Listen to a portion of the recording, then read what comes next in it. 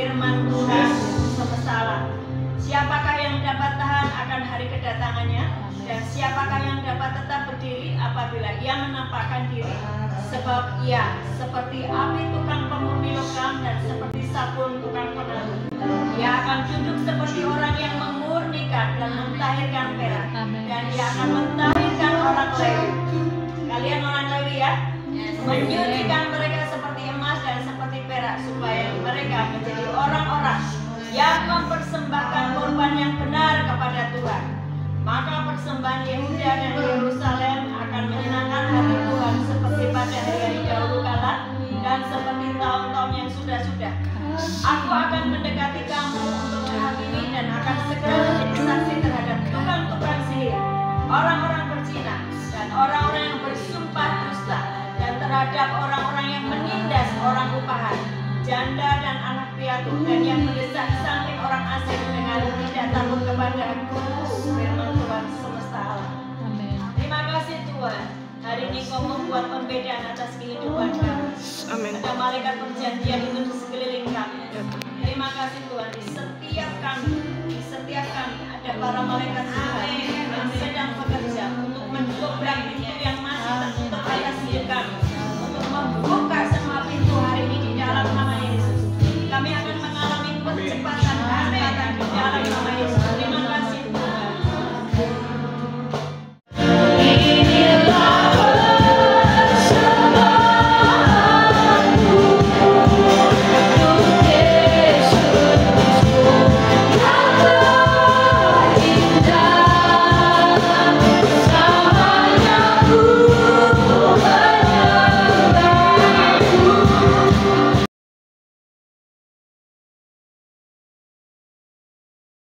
Doa ya, sebelum kita mendengarkan firman Tuhan. Bapa dalam surga, terima kasih jika pada saat ini Engkau kembali kumpulkan anak-anak-Mu yang ada di Recording in gereja progress. bersama dengan KKS.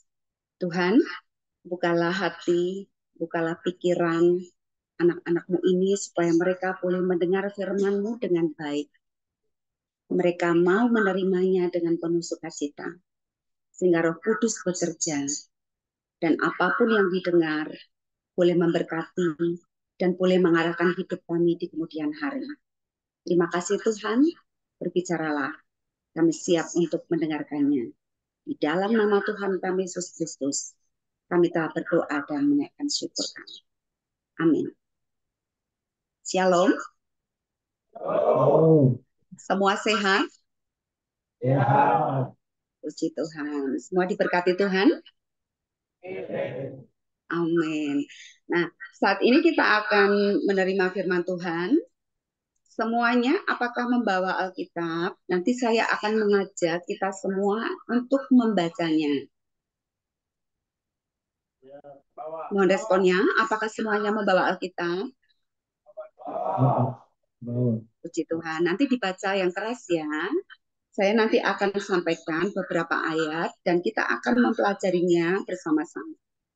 Nah, apa yang akan kita kupas saat ini adalah dalam sebuah tema mengejar target Tuhan. Saudara, saya mau tanya terlebih dahulu. Apa yang sedang kau kejar hari-hari ini? Apa yang saat ini sedang kau kejar di dalam hidupmu? Jadi saya ingin mungkin ada beberapa yang mungkin bisa menyampaikan dengan suara keras. Sekarang sedang mengejar apa? Ada yang mau jawab?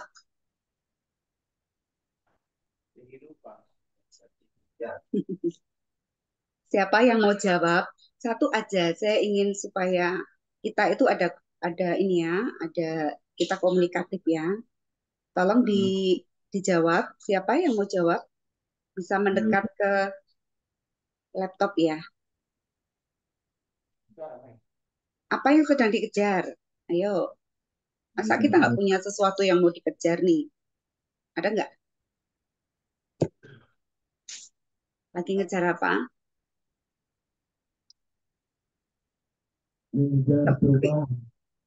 Iya, kurang keras, mohon maaf. pakai mic mungkin atau mendekat di laptopnya. Mengejar apa? Tidak perubahan dalam Tuhan. Mengejar Tuhan ya. Baik, maaf. Ini saya kurang begitu jelas mendengarnya. Nggak apa-apa gini. Saudara, saya tuh ingin mengajak kita itu mengerti bagian ini ya. Manusia itu di dalam hidupnya pasti punya sesuatu yang dikejar. Semuanya. Kalau manusia ketika masih ada di dunia ini sudah tidak punya sesuatu untuk dikejar, bisa jadi orang itu sedang mengalami sesuatu di dalam hidupnya. Sudah apatis, sudah tidak tahu mau hidup atau enggak gitu ya. Itu manusia.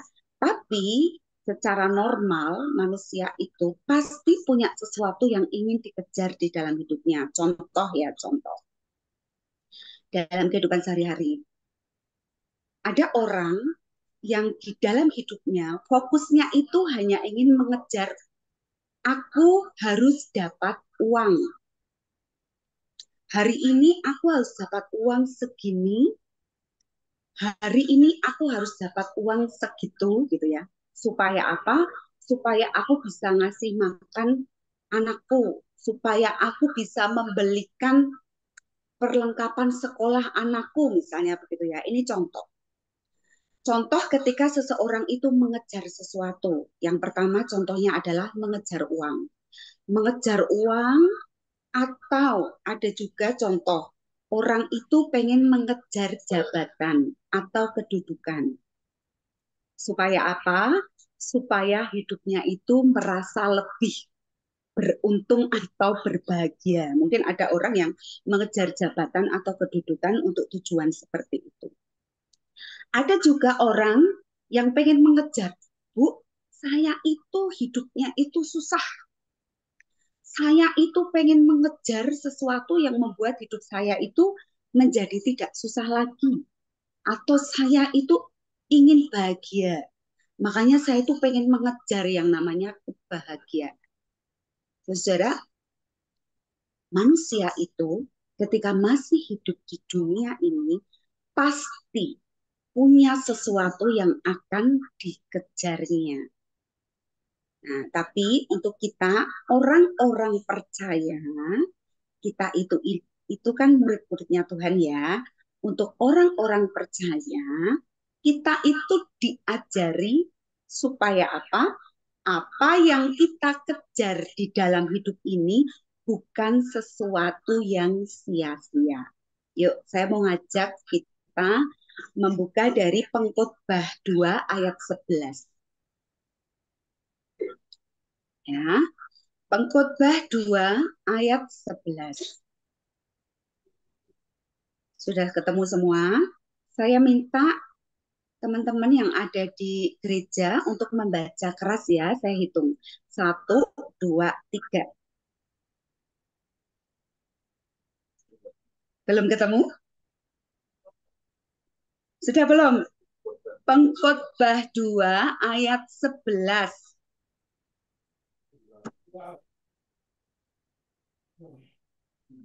Yuk dibaca yuk sama-sama dengan saya ya. Pengkhotbah 2 ayat 11.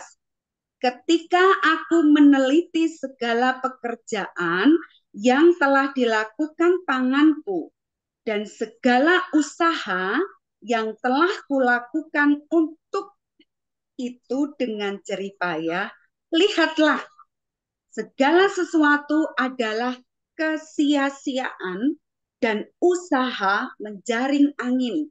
Memang tak ada keuntungan di bawah matahari. Siapa coba yang nulis kitab Pengkhotbah ini? Dia adalah Salomo. Dia adalah orang yang dipenuhi dengan kebijaksanaan. Dia adalah orang yang sangat dipakai Tuhan. Dan dia orang yang sangat kaya. Ya, dia itu sangat kaya. Apapun dia punya. Tapi seorang Salomo yang diberikan kekayaan yang luar biasa. Kalau tadi di depan saya mengatakan ada orang yang hidupnya itu hanya mentargetkan uang di dalam hidupnya. Artinya yang dikejar itu uang. Nah, Salomo itu sudah punya semuanya, nggak hanya uang ya, apapun dia sudah miliki, karena dia disebut orang yang paling kaya di dunia ini. Tapi dia bisa mengatakan bahwa apapun yang dikerjakan oleh tanganku, segala usaha dan jerih payah apapun yang dikerjakan itu, dia sebut sebagai apa? Sebuah kesia-siaan. Seperti menjaring angin. Kita kalau menjaring ikan dapat apa? Ikan. Ya. Kalau kita menjaring, saya waktu kecil dulu itu suka nangkep kupu-kupu pakai jaring gitu ya. Itu dapatnya kupu-kupu. Tapi kalau kita menjaring angin, itu nggak akan dapat apa-apa. Itu adalah sebuah gambaran yang diberikan oleh Salomo.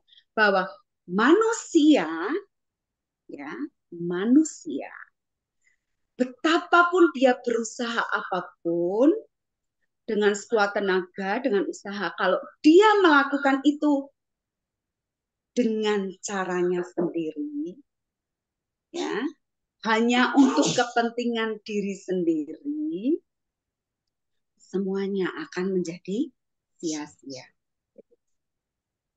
Nah, kenapa demikian? Ya karena dunia ini fana. Semuanya ini nanti akan musnah. Ya.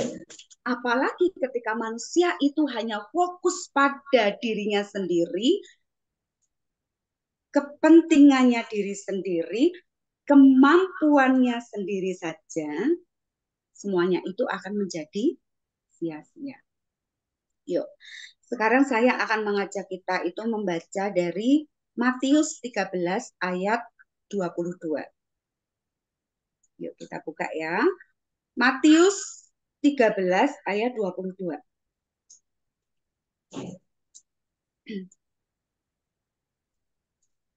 Sudah ketemu? Kita akan baca sama-sama lagi ya. Matius 13 ayat 22. 1, 2, 3. Yang ditaburkan di tengah semak duri ialah orang yang mendengar firman itu, lalu kekhawatiran dunia ini dan tipu daya kekayaan menghimpit firman itu, sehingga tidak apa? Tidak berbuah. Bu, saya itu bukan orang dunia, Bu. Saya itu orang yang percaya sama Yesus. Saya itu ke gereja, Bu. Saya itu tiap hari dengar firman, Bu. Tuh ya. Apakah itu cukup disebut orang yang hidupnya benar-benar Tuhan mau? Belum tentu. Orang yang rajin ke gereja, orang yang rajin baca firman, ya, orang yang semuanya adalah pokoknya aku tuh orang Kristen, aku tuh ya harus rajin baca firman dan aku tuh harus ke gereja, itu bukan sebuah bukti bahwa dia itu orang yang benar-benar Tuhan perkenan. Belum tentu. Kalau dia belum apa? Menjadi pelaku firman. Tadi di dalam Matius pasal 13 ayat 22 itu secara lugas gitu ya, disampaikan kepada kita. Penulis Matius adalah muridnya Yesus ya, dia mengatakan begini, yang ditaburkan di tengah semak duri, apa itu yang ditabur? Adalah firman.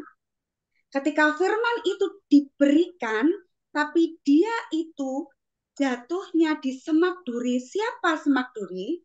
Semak duri adalah orang yang mendengar firman, ya, sudah mendengar firman.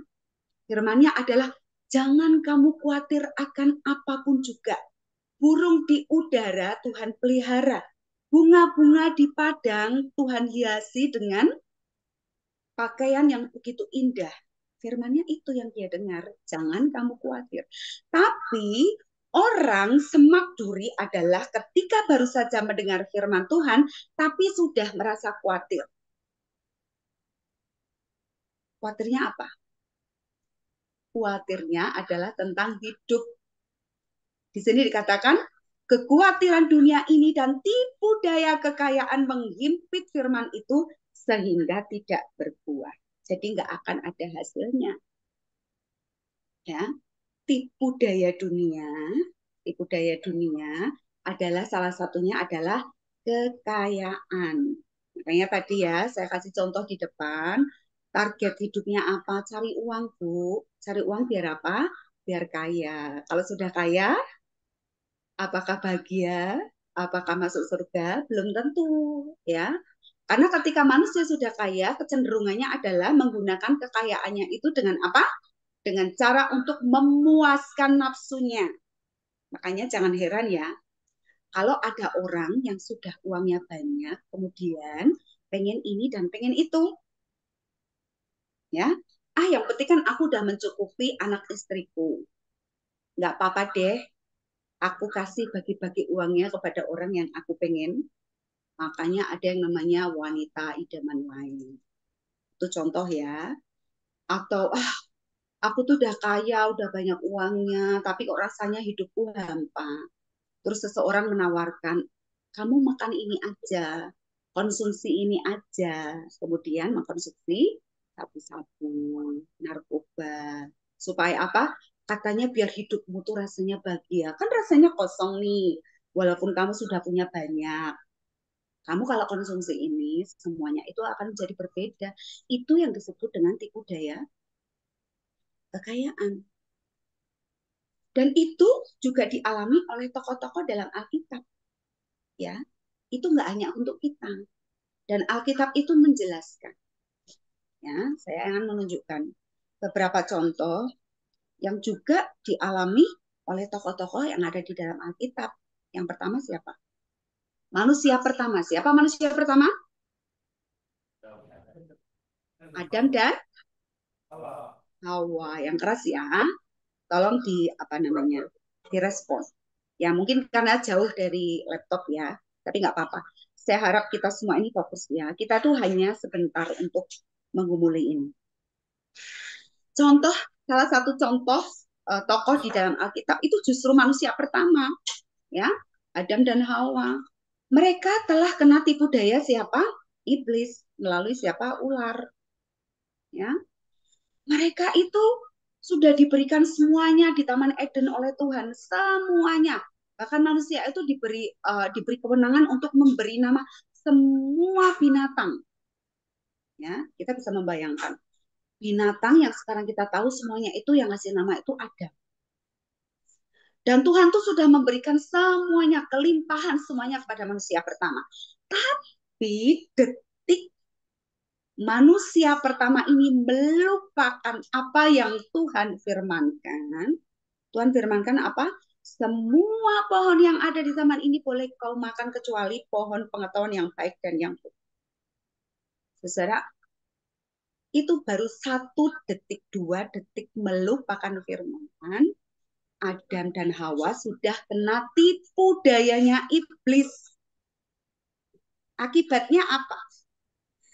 Ketika melupakan Tuhan hanya dengan 1, 2, 3 detik ya, hitungannya nggak menit. Kemudian manusia pertama itu akhirnya dibuang. Itu adalah apa? Konsekuensi dari tidak nurut dengan firman. Ya, itu contoh yang pertama. Ketika mereka melupakan Tuhan, melupakan firman-Nya, mereka akhirnya melanggar, akhirnya mereka dibuang. Yang kedua contohnya siapa? Yunus. Yunus itu Tuhan minta untuk membuat orang-orang di Niniwe itu bertobat. Tapi dia nggak mau. Dia malah pergi ke Tarsis. Akibat Yunus tidak mau nurut firman, ya, dia melupakan firman, dia menuruti keinginannya sendiri, pergi ke tempat lain. Apa akibatnya?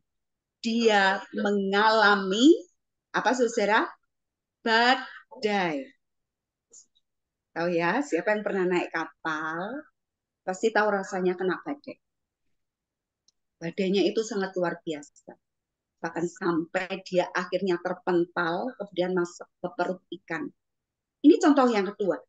Ketika melupakan Tuhan, tidak mau nurut firman-Nya, Tuhan memberikan hukuman, memberikan dia badai. Ya. Kemudian yang ketiga, contohnya siapa? Salomo. Ya, dari yang tadi kita bahas di awal, Salomo itu kurang bijaksana. Dia kurang apa? Ketika Tuhan memberikan kebijaksanaan, banyak kata-kata bijaksana yang sudah dibuat Salomo itu dipakai untuk memproses hukuman seseorang. Semuanya itu condongnya ke kitab yang dibuat oleh Salomo. Tapi dia pada satu titik melupakan Tuhan. Dia condong kepada Tuhan-Tuhan yang disembah oleh para istrinya. Dewa-dewa yang disembah oleh para istrinya Salomo. Maka dari itu, perjanjian Tuhan tidak dilanjutkan melalui Salomo. Kemudian siapa? Israel. Israel itu kurang apa ketika Tuhan memberikan banyak mujizat di dalam perjalanan mereka. Tapi detik mereka hidupnya merasa nyaman, mereka melupakan Tuhan. Lalu bagaimana dengan kita? Kita ini adalah Israel masa kini. Betul nggak? Betul apa betul? Betul ya. Kalau kita sudah nyaman, kita lupa sama Tuhan, itu manusia. Kita menjadi melupakannya. Nah, ketika kita itu sudah nyaman, lalu melupakan Tuhan, ya, maka kemudian hidup kita itu menjadi suam-suam. Siapa yang hidupnya masih suam-suam? Sekarang baca firman, ngerti firman, tapi pas udah keluar dari gereja, ketika ada seseorang yang membuat dia marah, kemudian kemarahannya meluap. Ada yang masih begitu? Atau enggak gini? Habis dengar firman, tapi habis itu ketika keluar dari gereja, khawatir lagi. Aduh, gimana ya anakku yang di rumah? Aduh, gimana ya istriku? Jangan-jangan dia nanti melupakan aku, meninggalkan aku, gitu ya. Hidupnya itu dipenuhi dengan rasa khawatir. Atau habis dengar firman, kemudian itu rasanya masih takut menghadapi hidup, ya. Takutnya mungkin kelihatannya rohani. Aduh, jangan-jangan aku nih udah masuk sini, orang tuh udah pada nggak nganggep aku nih. Terus Tuhan juga begitu. Nanti aku kemudian hidupku itu nanti nggak diperkenan Tuhan. Mungkin ada yang merasa takut seperti itu ya. Sepertinya tautannya rohani gitu ya. Ada yang masih begitu? Itu disebut dengan suam-suam. Dan itu tertulis di dalam Wahyu 3 ayat 16. Yuk, kita buka sama-sama ya. Ini ada di dalam firman. Wahyu 3 ayat 16. Yuk dibaca sama-sama ya. 1, 2, 3. Jadi karena engkau suam-suam kuku dan tidak dingin atau panas, aku akan memuntahkan engkau dari mulutku. Saudara, paham bagian ini? Siapa yang masih suam-suam?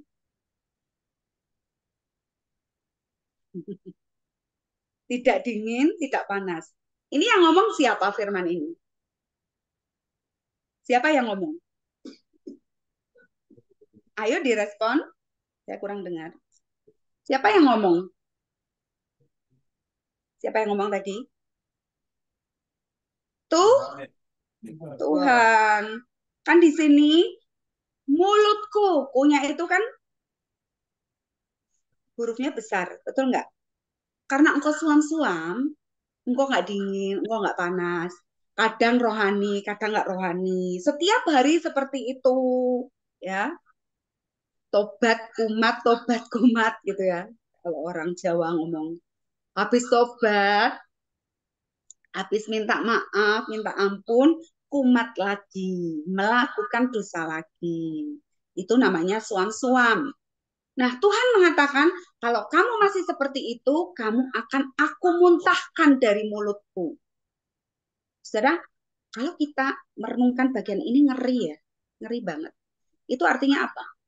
Kita kalau makan sesuatu, nggak enak ya, atau kita tuh menemukan sesuatu misalnya ada batunya dikit kecil gitu ya, pasti akan kita muntahkan. Karena apa? Ketika dimuntahkan itu karena apa? Karena kita nggak apa? Nggak suka.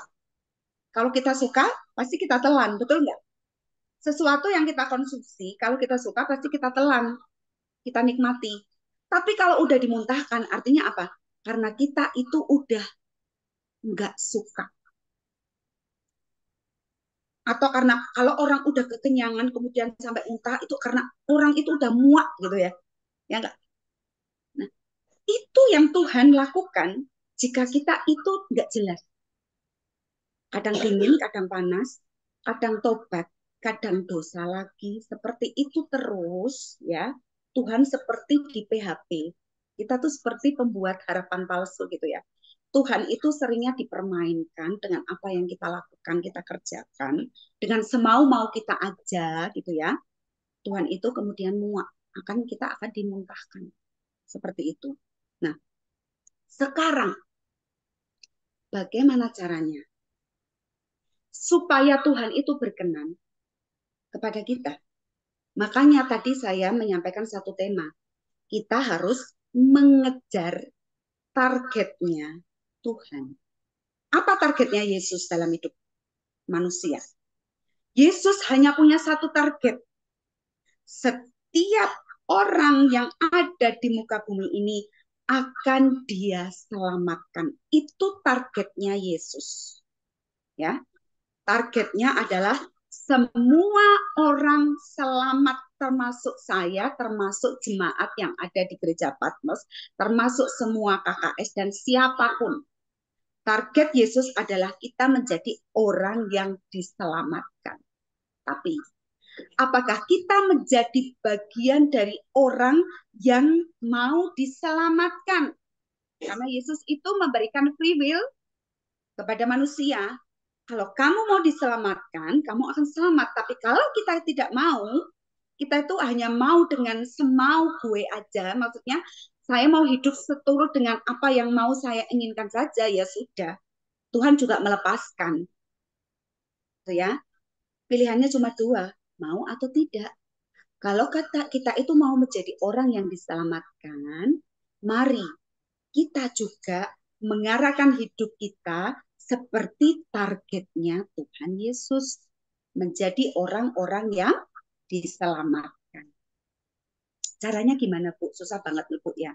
Manusia itu kan masih tinggal di dunia ini kan pasti penuh dengan dosa lah ya, Bu ya, gitu ya. Mungkin kita seperti itu. Memang manusia itu sejak diadakan, diciptakan itu memang dipenuhi dengan dosa. Hanya Tuhan yang tidak berdosa. Tapi bukan berarti bahwa kita itu melakukan sesuatu yang sia-sia. Tidak. Kalau tadi pengkhotbah mengatakan jeripayamu akan sia-sia seperti menjaring angin, itu artinya apa? Kalau kita itu mengandalkan pikiran kita saja, mengandalkan kekuatan diri kita saja, tanpa melibatkan Tuhan di dalam hidup kita, itu yang menjadi sia-sia. Tapi kalau pengejaran kita adalah pengejaran akan Tuhan, hidup kita akan menjadi hidup yang berbuah. Saudara, tapi seringkali manusia tuh gini, aku tuh bisa seperti ini karena usahaku, ya, karena kepandaianku, karena kemampuanku, atau begini, karena orang tuaku. Coba, kalau aku bukan menjadi anak karena orang tuaku yang kaya, aku nggak akan seperti ini. Misalnya seperti itu ya, manusia mungkin kadang-kadang di dalam hatinya berkata begitu. Oh, jangan salah.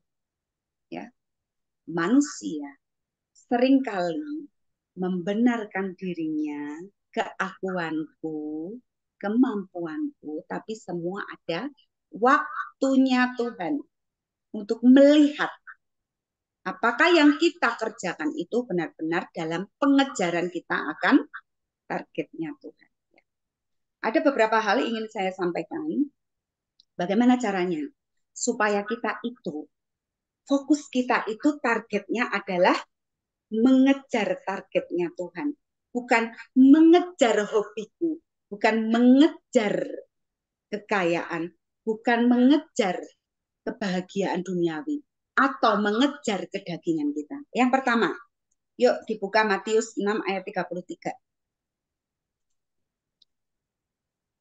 Matius 6 ayat 33.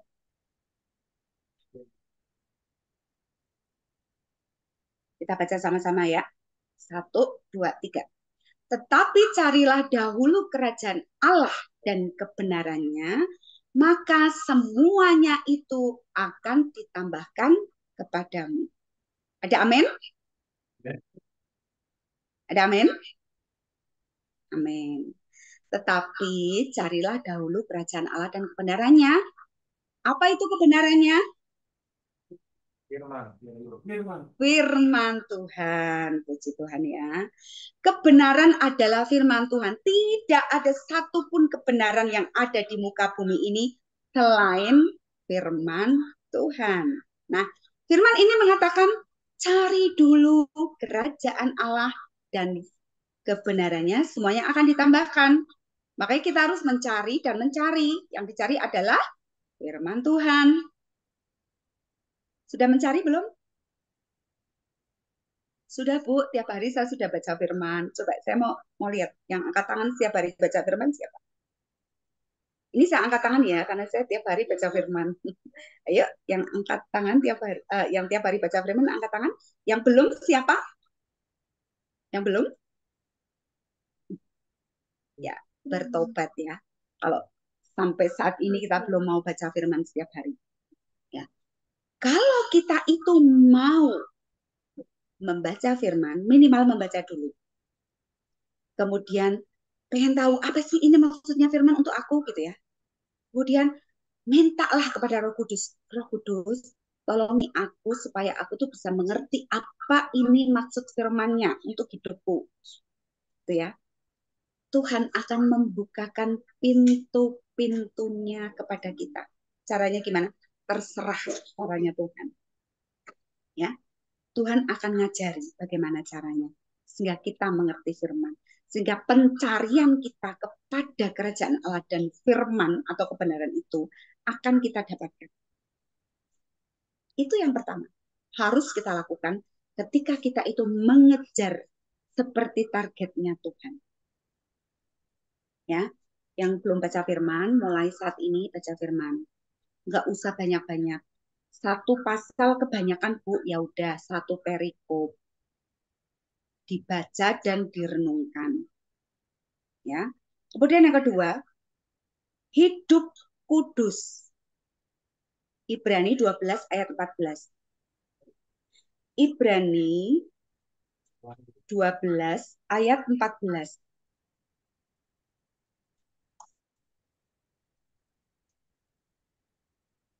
Yuk, kita baca sama-sama ya. 1, 2, 3. Berusahalah hidup damai dengan semua orang dan kejarlah kekudusan. Sebab tanpa kekudusan tidak seorang pun akan melihat Tuhan. Dalam ya ayatnya ya. Berusahalah hidup damai dengan semua orang dan kejarlah kekudusan. Supaya apa? Supaya kita bisa melihat Tuhan. Siapa yang mau melihat Tuhan? Melihat Tuhan tuh nggak harus secara nyata jelas gitu ya. Oh itu ada Tuhan gitu ya. Saya tuh rindu banget ya melihat Tuhan. Tapi Tuhan itu luar biasa. Apa yang saya lihat, apa yang saya temui di dalam kehidupan saya itu seringkali sesuatu yang membuat saya itu terus bersyukur. Lalu kemudian dalam hati saya berpikir gini, oh kalau saya tuh bisa bersyukur berarti yang saya lihat semuanya ini adalah Tuhan. Ya enggak? Kalau orang tidak mudah bersyukur, semuanya itu salah. Segala sesuatu itu nggak benar di mata kita. Makanya kita nggak bisa bersyukur. Tapi ketika kita bersyukur, oh kita melihat Tuhan. Tuhan itu dalam hidupku. Jadi Tuhan nggak hanya dilihat, tapi ada di dalam hidupku. Nah, di bagian ini kita diajari untuk mengejar kekudusan. Saudara, apakah kita sudah mengejar kekudusan? Hidup kudus itu apa? Hidup kudus adalah hidup yang mau dipisahkan dengan sesuatu yang bersifat kedagingan. Amin. Kejarlah kekudusan. Kekudusan artinya apa? Hiduplah seturut dengan Roh Kudus, buah-buah roh. Kasih, sukacita, damai sejahtera, gitu ya. Makanya tadi di awal ayat ini dikatakan, hiduplah, berusahalah hidup damai dengan sesamamu. Nah, salah satu buah roh adalah kedamaian, damai sejahtera. Ya, ketika kita mengejar hidup kudus, hidup sesuai dengan buah-buah roh, ya, kita itu sebagai orang yang ditarget Tuhan untuk apa? Diselamatkan. Ada amin? Tapi yang sering kali terjadi, ya, kita tuh nggak ngejar kekudusan, tapi tetap hidup di dalam duniawi, kedagingan. Kalau mau dikuduskan, artinya harusnya mau dipisahkan dari yang namanya kedagingan. Tapi seringkali yang kedagingan itu masih lebih besar di dalam hidup kita. Apa itu kedagingan? Hawa nafsu. Apalagi? Iri hati. Pesta pora. Mabuk-mabukan. Saya mau tanya deh, masih ada yang merokok nggak? Yang di gereja saat ini? Jujur ya, siapa yang masih ngerokok? Masih ada. Waduh, Tuhan Yesus. Ya, masih ada yang ngerokok. Tahu nggak? Merokok itu merusak tubuh. Tubuh itu apa? Tubuh kita ini apa? Gaib. Allah, sudah tahu ya. Tuhan itu bait, Tuhan itu membuat kita itu sebagai baitnya loh. Ya. Bait Allah itu nggak hanya sebuah gereja atau waktu zaman di Alkitab itu ya. Bait Allah adalah Yerusalem. Tempatnya itu besar, bagus, keren, kokoh, oke gitu ya.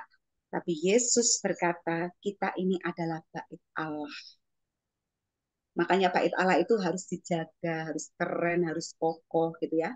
Nggak mudah untuk dipengaruhi. Tapi kalau masih ngerokok, ya. Saya suka dengan istilahnya satu hamba Tuhan. Kalau kamu masih ngerokok, pom bensin aja nggak mau terima. Apalagi Tuhan gitu ya. Ada satu hamba Tuhan yang sering mengatakan itu. Saya tuh gini, oh iya ya, mak jelek gitu ya. Maksudnya gini loh. Tuhan tuh sering menyentil dengan sesuatu yang membuat kita itu harusnya tuh ngerti gitu ya. Kita kan orang udah dewasa gitu ya. Kalau pom bensin aja nggak mau terima, karena kalau ada rokok di pom bensin bisa menyebabkan kebakaran, betul nggak? Iya, itu sesuatu yang tidak baik gitu ya. Apalagi kerajaan surga gitu nggak akan menerima gitu. Saudara, mari kita berusaha hidup dalam kekudusan. Ya, jagai baitmu itu, karena itu adalah milik Tuhan. Kemudian yang berikutnya, bagaimana caranya supaya kita itu menjadi targetnya Tuhan yang selamatkan gitu ya? Mau dididik. Wahyu 3 ayat 19. Ini firmannya sangat keras. Wahyu 3 ayat 19. Sudah? Yuk, kita baca sama-sama. Oh, sorry. Ya, betul. Wahyu 3 ayat 19. 1, 2, 3. Barang siapa kukasihi, ia kutegur dan kuhajar. Sebab itu, relakanlah hatimu dan bertobatlah. Ada amin? Ada yang mau dididik dan dihajar? Bu, kok Alkitab kok ngomongnya gitu ya? Masa Tuhan kan maha kasih ya? Kok caranya menghajar gitu. Kita mungkin cara mengimajinasikannya itu menghajar yang kayak manusia gitu ya, pakai tongkat dipukuli sampai berdarah-darah, mungkin sampai setengah mati gitu ya. Tapi itu firman itu ya dan amin. Kenapa Allah melakukan begitu? Karena Allah mengasihi, ya. Di bagian awal dikatakan barang siapa ku kasihi, kunya itu tulisannya besar ya. Artinya itu Tuhan yang ngomong. Barang siapa ku kasihi, ia ku tegur dan ku hajar. Dengan apa? Firman. Yang masih suka cabul, ya, ada firmannya. Yang masih suka menyakiti sesamanya, ada firmannya. Yang masih suka khawatir, ada firmannya. Semuanya itu tertulis di dalam firman. Hanya semua kembali kepada kita. Kita mau mengerti firman itu atau pura-pura tidak mengerti. Pura-pura tidak mendengar. Itu kan untuk orang lain, bukan untuk saya. Seringkali mungkin kita akan seperti itu. Dan Tuhan menegur dan menghajar kita bisa melalui cara apapun yang Dia mau. Bisa dengan cara melalui orang-orang yang mementori kita. Tapi seringkali bahkan ada banyak orang yang begini. Kalau dia itu sudah dosa, ditegur mentornya, ya. Yang ada apa? Dia kepahitan sama mentornya. Ada yang begitu? Saya pernah loh, awal-awal ketika saya itu bersama-sama bertumbuh dengan Bu Ana, ya, Pastor Ana, saya pernah tersinggung dengan yang dikatakan Bu Ana. Waktu itu saya marah, bahkan sempat kepahitan. Tapi saya sekarang sudah lupa ya, waktu itu Bu Ana ngomong apa, tapi saya sudah lupa gitu ya. Tapi saya pernah mengalami di posisi itu, saya sempat ngobrol juga dengan suami, dan saya juga udah lupa sih ya waktu itu kalimatnya apa. Tapi saya sempat kepahitan, tapi dalam perjalanan waktu, Tuhan mengajar saya lebih keras lagi, gitu ya. Dan akhirnya kemudian sampailah kesimpulan, oh ternyata waktu itu tuh Bu Ana itu negur saya, menasihati saya dengan keras seperti itu supaya saya itu hidupnya lebih lurus gitu loh. Pernah nggak? Tapi jarang sekali orang itu mau menerima didikan dan hajar. Selalu yang disalahkan itu yang ngomong. Sok suci gitu ya, kalau ada orang yang mengajar kita. Mungkin bukan melalui hamba Tuhan. Mungkin melalui teman kita sekamar gitu ya. Mungkin melalui siapapun lah yang Tuhan taruh dalam hidup kita. Kadang-kadang kita tuh belum bisa menerima nasihat Tuhan itu atau teguran dan hajaran Tuhan itu melalui orang-orang yang jelas-jelas ada di depan mata kita, kelihatan. Bagaimana engkau itu bisa menerima apa yang dikatakan orang yang Tuhan taruh di depan kita, apalagi Tuhan yang nggak kelihatan gitu ya. Kita itu menjadi orang percaya itu, orang yang mau diselamatkan itu susah itu ya. Yang kelihatan aja belum nampak, Bu. Belum jelas nyata, Bu. Apalagi mau percaya sama Tuhan gitu ya. Mungkin ada yang seperti itu. Tapi tadi firman mengatakan, relakanlah hatimu dan apa? Bertobatlah. Bertobat tuh gini loh, simple loh sebenarnya. Manusia lamamu menjadi manusia baru. Tadinya itu enggak susah ngampuni, jadi mudah mengampuni. Itu tuh namanya bertobat. Tadinya itu masih ngerokok, enggak ngerokok. Itu bertobat. Tadinya itu masih suka khawatir, terus enggak khawatir. Itu bertobat. Kita tuh enggak usah mulu-mulu bertobat tuh harus wah ini gitu ya. Sesuatu yang Tuhan enggak boleh, kemudian kita itu mengalihkan untuk sesuatu yang Tuhan mau, itu bertobat. Ya, tadinya suka gosip, ngomongin orang, sekarang kalau ngobrol yang diomongin itu firman, itu bertobat. Ya, sesimpel itu. Merelakan hati kita untuk diubah dari yang tadinya ke kiri kemudian ke kanan. Simpel enggak? Ya. Kalau dokter mengatakan gini, kolesterolmu tinggi gitu ya. Harus makannya dijaga ini dan itu. Dokter aja yang kelihatan dan itu untuk kebaikan kita. Masih kita suka nerjang yang harusnya nggak boleh, masih. Gitu ya. Menjadi Kristen, menjadi Katolik, menjadi anaknya Tuhan Yesus itu susah. Tapi sebenarnya mudah kalau kita itu tahu firman. Ya. Selanjutnya, yang 4, yang terakhir ya.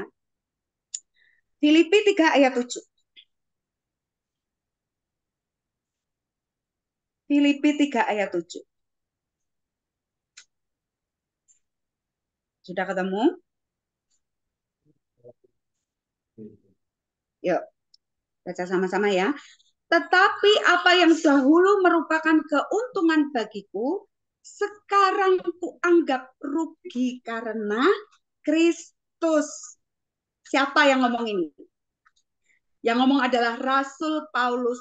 Tetapi apa yang dahulu merupakan keuntungan bagiku, sekarang kuanggap rugi karena Kristus. Rasul Paulus pernah hidup di penjara. Dia pernah menjadi orang yang sangat jahat. Dia akan menarget setiap orang yang pengikutnya Yesus akan dibunuh. Siapapun dia, mau besar, mau kecil, mau anak-anak, mau wanita, siapapun dia akan membunuhnya. Ketika dia tahu bahwa itu adalah pengikutnya Yesus. Dia pernah berada di titik itu. Dia adalah penjahat yang besar. Ya, yang sangat tidak berkenan di hadapan Tuhan.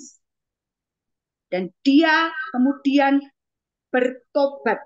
Hidup yang seperti itu tadi, dia bertobat, akhirnya mencari jiwa-jiwa, mencari orang-orang, supaya orang-orang menjadi pengikutnya Yesus dan diselamatkan, seperti ketika dia sudah dipungut menjadi anaknya Yesus. Sampai kemudian dalam mulutnya, dia sampai mengatakan, apa yang dahulu merupakan keuntungan bagiku, kuanggap rugi karena Kristus. Siapa yang berani berkata seperti ini, seperti Paulus? Kita berani nggak ngomong seperti itu? Apa yang dulu kuanggap untung? Ngejar duit, duit, duit, duit. Duit kalau dikejar, lari, tambah lari. Nabrak sana, nabrak sini gitu ya. Ngejar duit sampai nabrak sana, nabrak sini. Akhirnya apa? Babak belur. Ngejar duit, cari duitnya, pakai pinjol. Nggak bisa bayar, uangnya ketumpuk-tumpuk, utangnya ketumpuk-tumpuk, akhirnya apa? Nabrak sana, nabrak sini, melakukan ini itu, jambret, nyuri, ngerampok, ya enggak? Itu manusia. Ketika mengejar sesuatu yang kedagingan, akhirnya akan hancur, mengalami badai seperti Yunus. Dibuang, mengalami seperti Adam, harus kerja keras. Yang tadinya tinggal menikmati harus kerja keras. Ya, akan selalu ada konsekuensi. Manakala kita itu tidak hidup sesuai dengan targetnya Tuhan. Maka dari itu, mari kita berlomba-lomba mengejar targetnya Tuhan. Kalau kita ingin menjadi orang yang diselamatkan, ayo hidup supaya hidup kita selamat.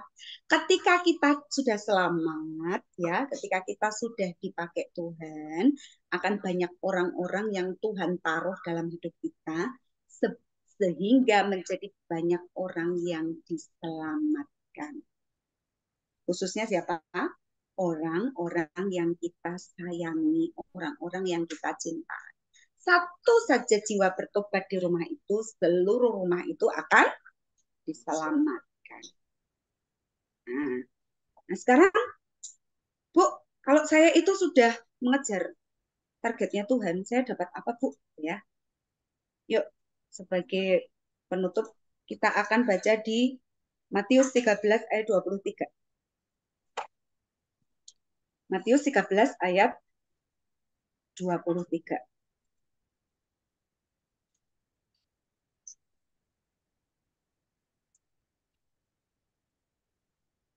Yuk baca sama-sama yang keras ya.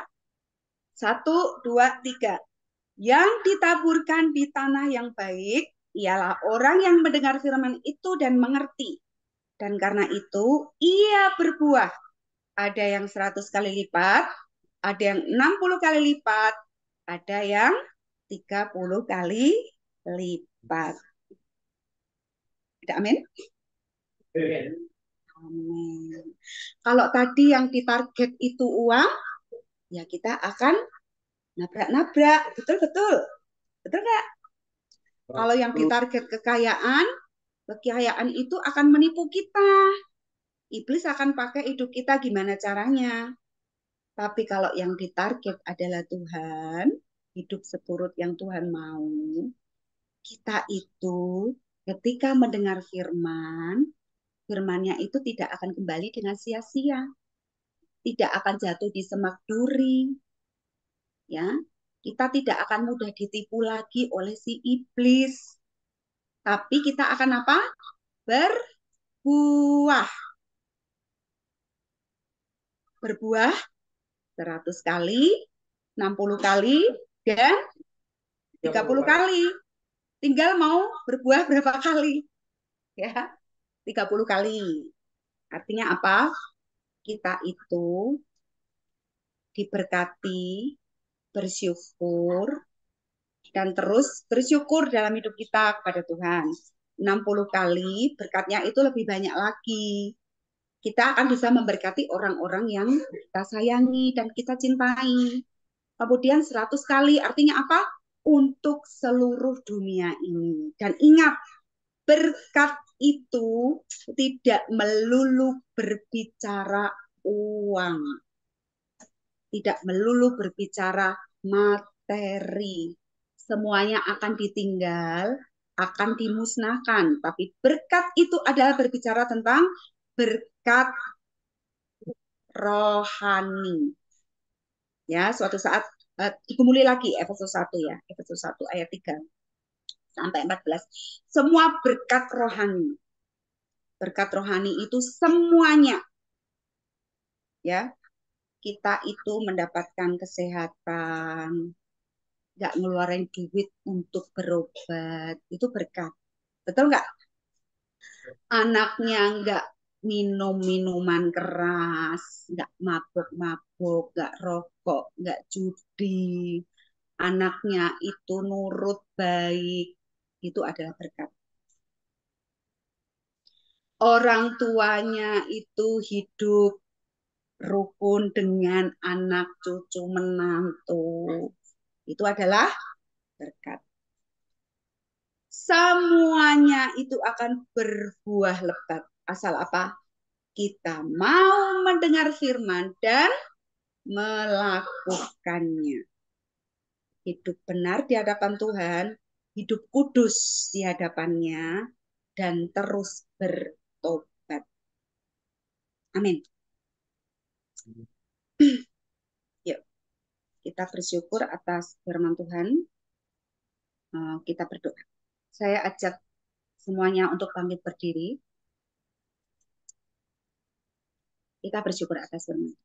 Tuhan, terima kasih atas firman yang sudah Engkau taburkan kepada kami. Jadikanlah hati kami adalah tanah yang subur. Sehingga setiap benih firman yang sudah Engkau sampaikan kepada kami boleh bertumbuh dengan baik. Sehingga kami menghasilkan buah-buah yang lebat, berbual-bual. Sehingga setiap orang yang ada di sekeliling kami merasakan kasih dan sukacita. Seperti yang sudah kami rasakan, kami terima dari Engkau saja. Terima kasih Tuhan. Ampunilah Tuhan setiap dosa dan pelanggaran kami. Kami yang masih bal, kami yang masih mau tidak menuruti akan firman-Mu Tuhan. Didik kami, tegur kami, hajar kami dengan setiap firman-Mu Tuhan. Sehingga kami boleh menjadi manusia-manusia yang diciptakan sebagai ciptaan yang baru, yang Engkau inginkan, yang akan Engkau bawa ke dalam kerajaan-Mu yang ada di surga. Terima kasih Tuhan, terima kasih. Tuhan berkatilah anak-anak-Mu yang ada di gereja Patmos ya, Lapas Nabire ya Tuhan. Berkati mereka Tuhan, untuk mereka terus tersungkur di bawah kaki-Mu ya Tuhan. Supaya mereka menjadi orang-orang yang Engkau perbaharui hidupnya. Engkau kuduskan hidupnya ya Tuhan. Sehingga mereka ketika keluar dari tempat itu, mereka menjadi orang-orang yang memberkati sesamanya ya Tuhan. Engkau berkati juga setiap orang yang mereka sayangi dan cintai yang ada di rumah ya Tuhan. Berkati dengan segala berkat rohani yang asalnya dari surga ya Tuhan. Sehingga setiap orang yang mereka cintai dan sayangi yang ada di luar mereka Tuhan, semuanya adalah dalam genggaman tangan. Terima kasih Tuhan, terima kasih. Inilah doa kami ya Tuhan, kami haturkan hanya di dalam nama Tuhan kami Yesus Kristus. Kami telah berdoa dan mengucap syukur. Amin. Yuk, tangannya dibuka di tengah tangan ke atas, kita akan menerima berkat Tuhan. Tuhan memberkati engkau dan melindungi engkau. Tuhan menyinari engkau dengan wajah-Nya dan memberi engkau kasih karunia. Tuhan menghadapkan wajah-Nya kepadamu dan memberi engkau damai sejahtera. Amin. Mau menyanyikan satu lagu? Satu kali?